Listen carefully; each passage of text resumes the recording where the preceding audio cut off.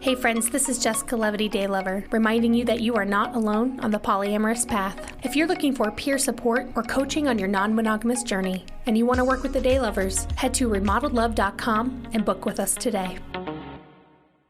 This episode is supported by FX's Grotesquerie, a new series from executive producer Ryan Murphy. Heinous crimes unsettle a small community, and the local detective feels these atrocities are eerily personal, as if someone or something is taunting her. Starring Niecy Nash-Betts, Courtney B. Vance, Leslie Manville, and Travis Kelce. FX's Grotesquerie premieres September 25th on FX. Stream on Hulu.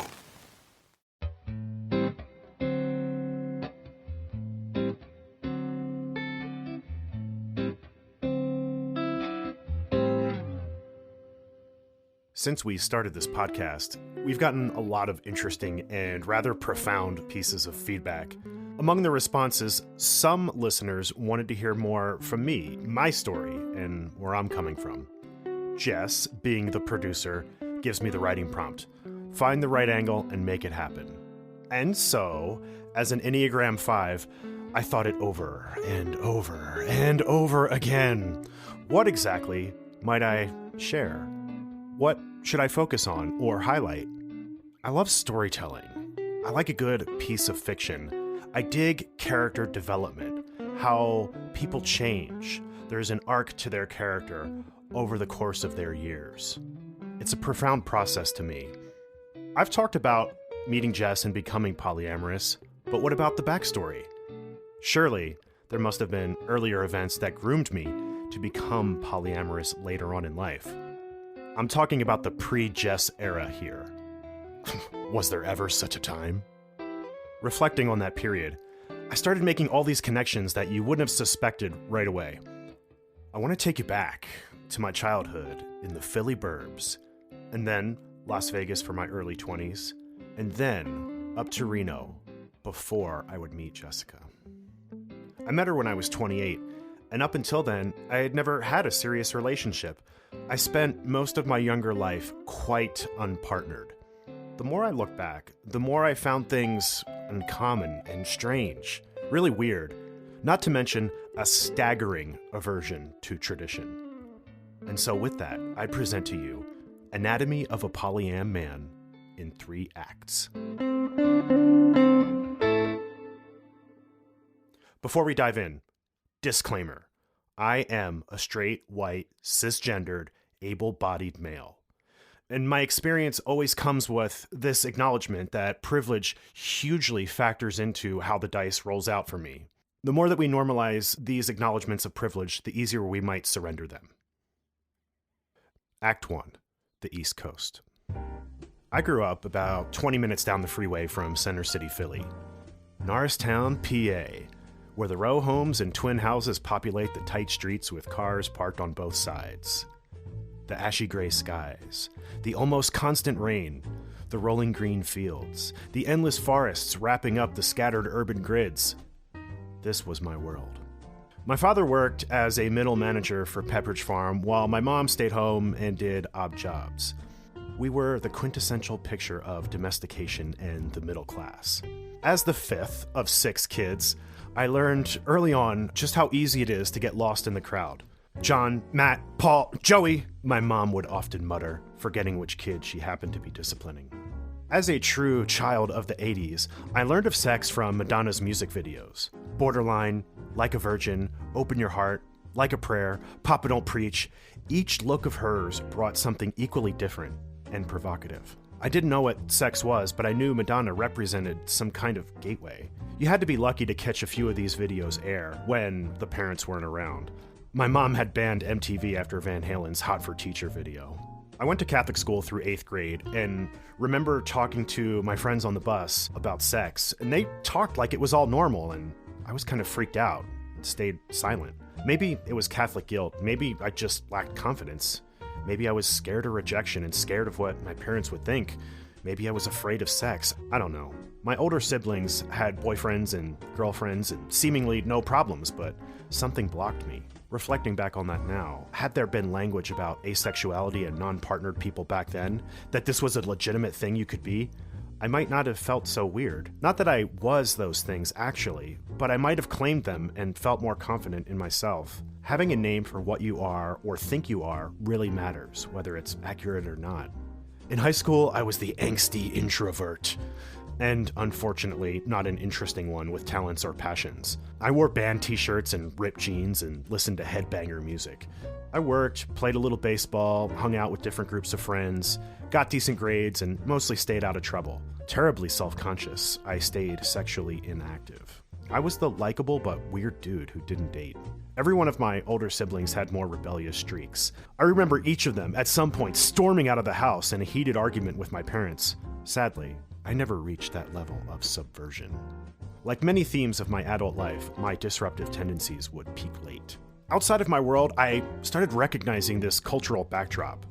People following a similar traditional script. Maybe they were wild teenagers, but eventually they settled down for the comforts of career and family. Tradition declared that you should marry young, and that you were certain of where your life should end up before you were 30. I wouldn't have to shake up that script, though. Life would do that for me and all of us. In 97, my mother died suddenly in her sleep of an arrhythmia. You don't think things like this can happen to you until they do. My mother's passing devastated my family, sent shockwaves through the church community where she was active. All of this forced me to confront the realities of this world at an early age. A year after my mother's death, I had to face that question of what to do with my life. That summer, our whole family took a trip to Vegas, and then Utah, and then Grand Canyon, and then Phoenix. We drove all around the desert, and it was a really amazing experience. I had never been west, and the desert's empty mysteriousness spoke to me. It felt like the antidote to the green dampness I knew growing up. I remember the golden landscape of the desert stretching for miles uninterrupted. Oddly, it felt full of promise. It offered some strange sense of potential that I couldn't describe. I remember my father, my brothers and sisters and me smoking cigarettes at rest stops and gazing at the long horizon. It called me to explore it. Before I graduated high school, I found myself really enjoying what I read for English class, things like Shakespeare and J.D. Salinger and others. I actually dug writing papers. I started to notice and develop a taste for TV shows and films that shot for social commentary. Things like The Twilight Zone, Pulp Fiction, American Beauty. I started noticing the art of storytelling and felt like I should be a writer. Studying English, the most impractical of majors, therefore made sense. On my dad's suggestion, I applied to UNLV and thought Las Vegas the most intriguing place to move for school. I headed west in 2000. Unfortunately, the vibe of UNLV proved rather stale. Turns out I had chosen a commuter school. I had trouble making friends. The desert also provided a stark, noticeably more intense feeling of isolation. I went for long walks, trekking the 2 miles from campus to the Strip, just kind of rambling around underneath the lights of the casinos. I liked my classes, but I was still alone, still self-conscious, and having made no real connections, I considered this experiment a failure and returned to the East Coast.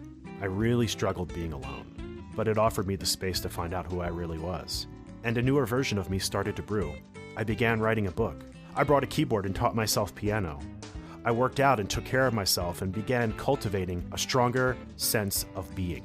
I kept up with classes at the community college, and after 3 semesters, I decided to give Vegas another try, uncertain of where everything would lead, but knowing that this was the correct path.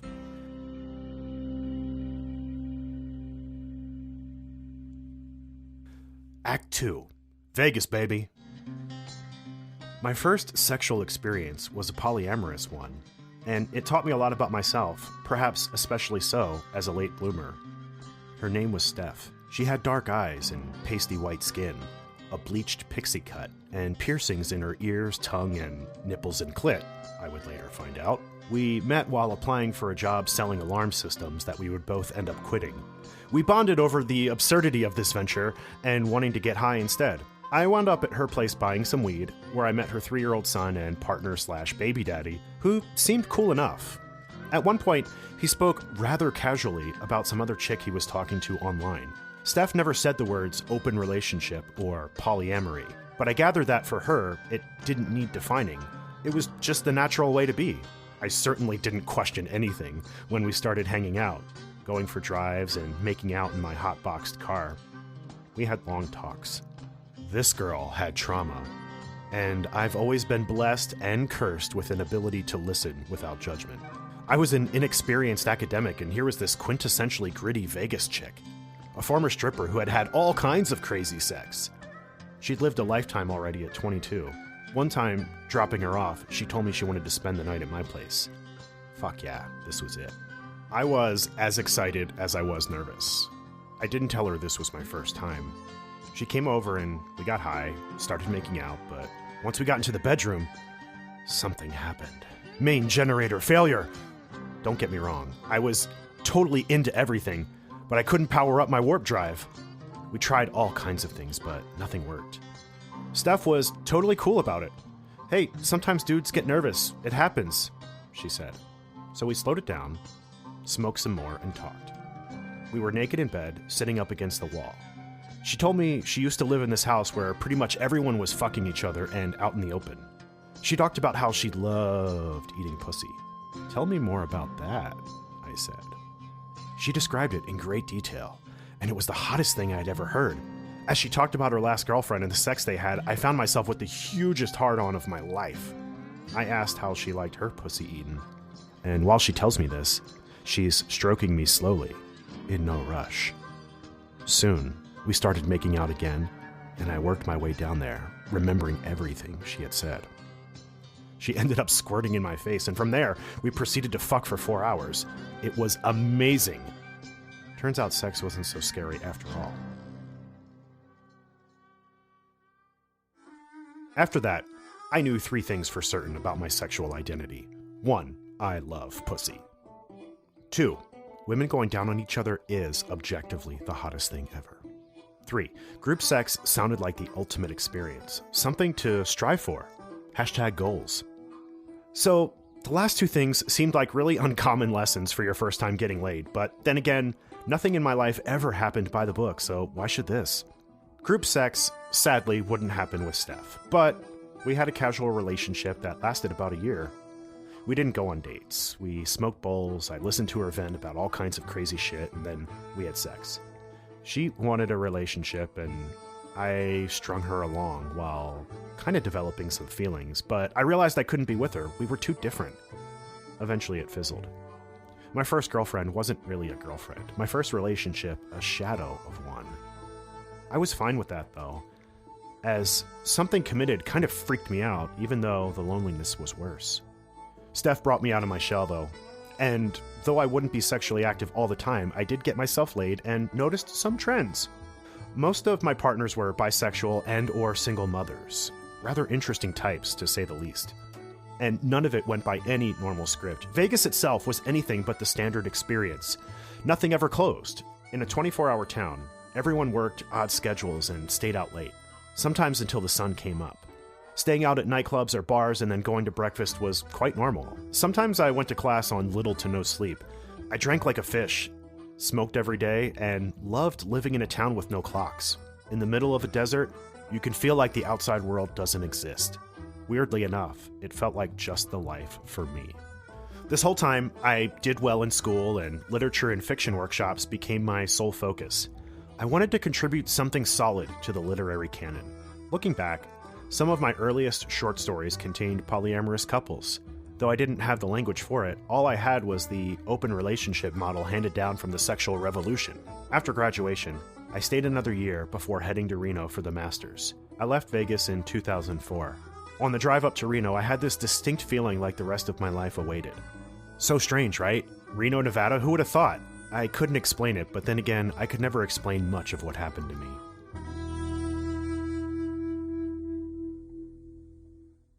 Act 3.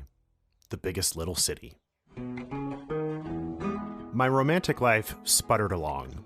I dated but didn't have any girlfriends that lasted longer than a month. I desperately wanted a partner by now and couldn't figure out why it never happened. Maybe I was afraid to put myself out there truly.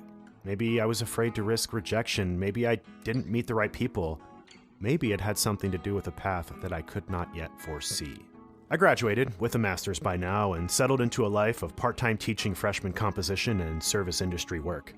I congratulated myself that I had never worked a 40-hour 9-to-5 type job. I didn't want marriage or family, so things like a stable career or benefits mattered little. Besides, I considered all of that an unfair trade-off for the majority of my youthful hours. So I took the trade-off of living on a meager income of stipends and tips for the long stretches of time off to feel like a real human being. At this point, I thought about moving to San Francisco and living the beat writer life. I could just picture it.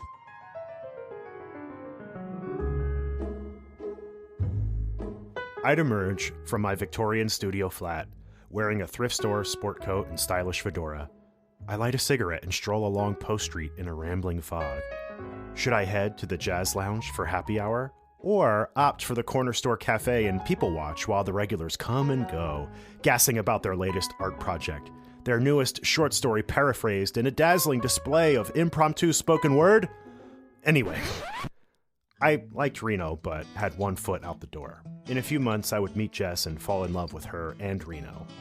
But before that could happen, something unforeseen would change everything. It was a sunny afternoon, August 2008. I sat with my buddy Scott on the patio of the Sierra Tap House, overlooking the river. We had beers and riffed about artsy stuff like usual. Out of nowhere, Scott, a fellow writer and actor, said, "I'm thinking of starting a theater company and I want you to be on the board."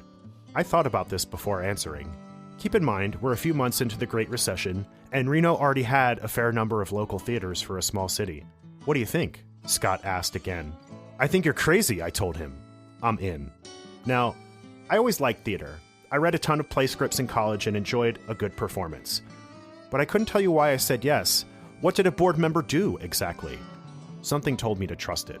Scott had worked out an arrangement with the local pastor of the Methodist Church, the oldest in Reno, in fact, a stone building with ivy going up the sides and a legit bell tower. We rented an office on the second floor and stored all of our shit there. Backdrops and flats, lighting and sound equipment, tools, furniture, and costumes. We performed Fridays and Saturdays in the main sanctuary, hoisted our sets in and out each week for month-long productions. As a board member, I attended meetings, voted on shit, volunteered box office, and then got drawn into performing, stage managing, lighting, all aspects of the show. I loved the bond between cast and crew. You spend 4 or 5 nights a week with these folks, and sometimes that amounts to more than with one's own family. You hung out at bars and greasy spoon diners late at night. Theater people are weird, but in a way that really jived with me. They speak in foreign accents completely at random, have no problem playing the most ridiculous characters, and are ready to play at a moment's notice. They're also super gay, too. I mean this lovingly. They're completely unreserved and sassy and affectionate. They're cuddly and seem prone to open relationships. I saw versions of polyamory in the theater. Older couples who were open, and the early 20-somethings playing the field. You sat back and watched with curiosity who might hook up on a given production. I was here for all of this. I always thought of myself as kinda gay, not sexually, but in all the other ways just mentioned. The theater just gave it expression, made it normal, suggested that it was the rest of the world that was weird, not me. I also loved the productions too, how they mirrored society and critiqued it. I felt fulfilled in all aspects, creatively, socially, and communally, with how the community grew around you and supported you. The second show we ever did was Waiting for Godot. I loved its dark existentialism, its ridicule of institutions like the church. The pastor of the Methodist Church where we performed found all of this amusing, us performing Waiting for Godot in his sanctuary. He had been an actor in his day and generally supported us with a good, curious attitude. One morning, though, I got a call from Scott. "Hey man, the church wants to have a meeting about the play." "Oh, like now?" I said, groggy from a night of partying. "Yeah, meet me there in an hour." An hour later, I walk into a packed church. I found Scott, asked him what the hell was going on. "They want to talk about the play," he said. I gave him a startled look, realizing this wasn't a meeting with just the pastor, but before the eyes of the populace. Fuck! I started getting nervous. Eventually, we took the stage with the pastor and a few board members. We fielded questions from a nervous crowd who didn't like that we were doing an anti-Christian play in their house of worship. The pastor backed us up, assured the masses that we had only artistic intentions, but the whole thing felt like art itself was on trial. Godot, a character who arguably doesn't exist and represents God, rather ironically, was on trial. We defended ourselves as best we could, and eventually we did 2 more productions there. Seascape, an Edward Albee play about evolution, eventually earned us the boot. My first foray into the performing arts brought everything in my life full circle. The conformity of the church up against the artistic freedom to express oneself. Clearly, I had taken a side that confirmed my love for what's weird over what's standard, an affinity for the bizarre over the everyday. The theater found another venue and we kept it going. Eventually, I presided over the board when Scott moved to New York. I wrote grants, produced donation campaigns, performed occasionally, ran the bar, and became a constant gardener of the arts. In this time, we built our own theater and moved 3 times in 10 years, each time to a bigger, more legitimate space. Throughout all the fundraisers, the construction of venues, the parties, the constant stream of about 6 productions per year, I was amazed how everyone rallied to keep the place going. We survived the recession, gentrification, and now the pandemic. It was a total communal effort, and from all of this, I learned how to believe. In myself, in a tribe, a community. When we nailed sets together late into the evening hours, or toasted with shots after opening night, we testified to a belief in something greater. We believed in the show, but in order to keep this show going, you need a greater driving force. I'm not saying it's a spiritual thing necessarily, but rather an impulse that prompts humans to do zany but thoughtful shit that bonds them together. The theater seemed to unite the strange, disparate threads of my life. I can't imagine my world without the dry rumblings of Mass, the tradition of my youth and early wayward years, the reflective tendency that comes from being alone, the hedonistic Vegas life, the vastly creative potential of the stage, my wonderfully open and accepting and very queer tribe, my adopted state of Nevada, the strangest of homes. The extended time off afforded by academics, allowing me to build real things like community, and of course, the soul-opening potential of polyamory.